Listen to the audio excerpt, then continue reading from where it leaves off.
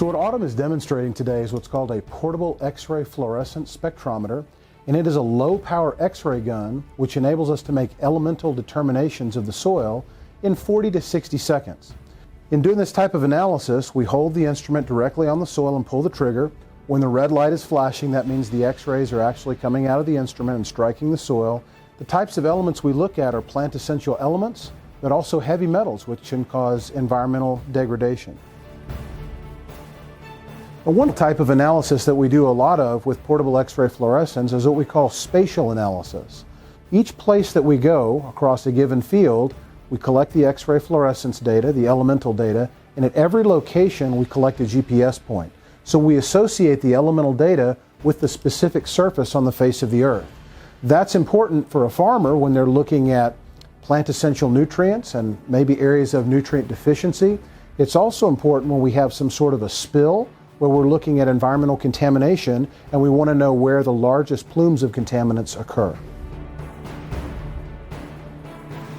So one other application that we can use the XRF for is to make vegetative analysis and essentially look at elemental concentrations within the leaf, bark, roots, or other tissue, even fruits themselves. So we take something like these leaves off a red oak tree, we just put them on the sample stage like this, again put the leaded cover over, and we'll make the scan just like that.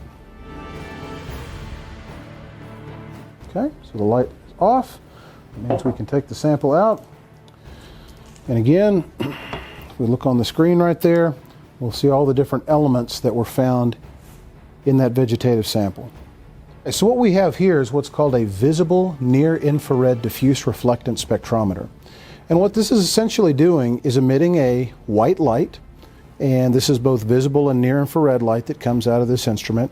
It goes from 350 to 2,500 nanometers. And in addition to the white light source that is here in the handheld probe, there's also a fiber optic cable.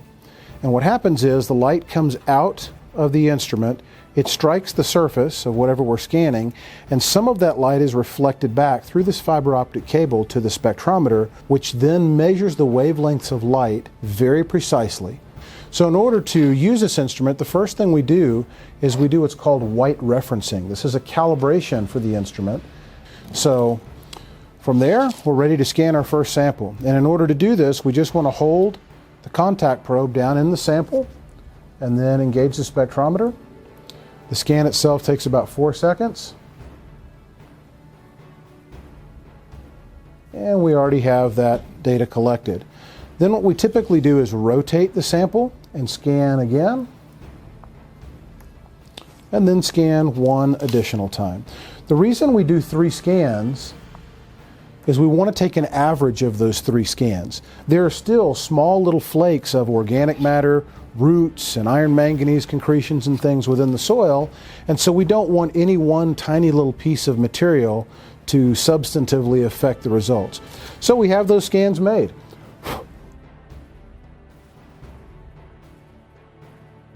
This instrument, the XRF, is powerful. The Visneer is powerful.